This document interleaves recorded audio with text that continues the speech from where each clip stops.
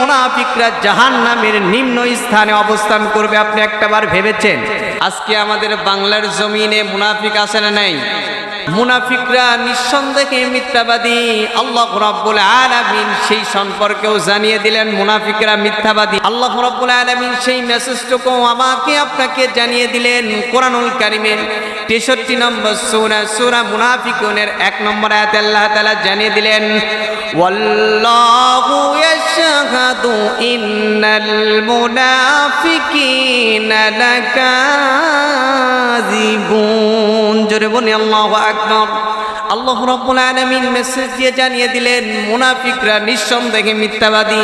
মুনাফিকরা নিঃসন্দেহে মিথ্যাবাদী। দুনিয়ার জীবনে এরকম মুনাফিক আছে না নাই? মিথ্যাবাদী, এটা আল্লাহর ঘোষণা।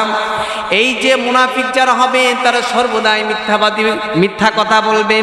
এই যে মুনাফিক অবলম্বন করে দুনিয়াতে যারা চলবে, আল্লাহ পাক বলেন জাহান্নামের আযাবও তাদের জন্য কঠিন হবে এবং জাহান্নামের নিম্ন স্থানে অবস্থান করবে মুনাফিক।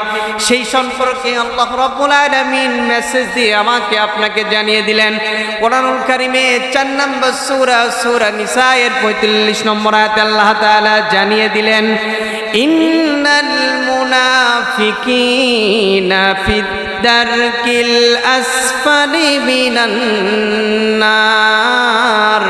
জোরে বলি আল্লাহু আকবার।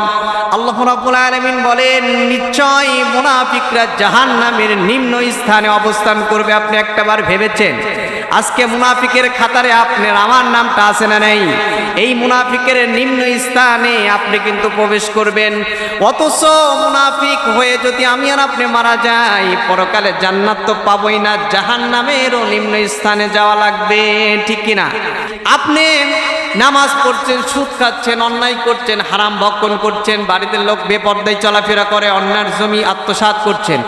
এই যে আপনি ইসলামকে মুখে স্বীকার করে এই অন্যায়গুলো করে যাচ্ছেন, এমন কাজ যারাই করবে, যারা যত বড় আলেম তাহাজ্জুদ গুজার হোক না কেন, তারা সবগুলোই তাদের আমল কবুল হবে না। কেন হবে না? কারণ তারা বিশ্বাস করে কিন্তু সেটা মেনে নেয় না, কাজেও পরিণত করে না। এজন্য সম্মানিত বন্ধুগণ, জাহান্নামের নিম্ন স্থানে অবস্থান করবে মুনাফিক। আপনি একটাবার ভেবেছেন? নিম্ন স্থানে।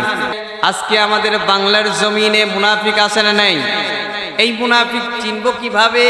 এর 3টা আলামত আমি আপনাদেরকে যদি বলে দেই, রাসূল সাল্লাল্লাহু আলাইহি ওয়াসাল্লাম বলেন আয়াতুল মুনাফিকি সালাসুন। মুনাফিক চেনার আলামত হবে 3টি। কয়টি? 3টি। 1 নম্বর হবে তারা কথা বললে মিথ্যা বলে। আজকে বাংলার জমিনে আসে না নাই? কথা বলে মিথ্যা। মুনাফিক চেনার 3টা আলামত হবে। 1 নম্বর হবে যখন তারা কথা বলে মিথ্যা বলে। 2 নম্বর হলে তারা যদি কোনো প্রতিশ্রুতি ওয়াদা দেয় সেটাও ভঙ্গ করে, আসে না নাই? অনেককেই আপনি ওয়াদা দিচ্ছেন কিন্তু ওয়াদা রক্ষা করতে পারে না, আসে না নাই? এরা মুনাফিক। 3 নম্বর আলামত হলো যখন তাদের কাছে কোনো আমানত রাখলে তার খেয়ানত করে।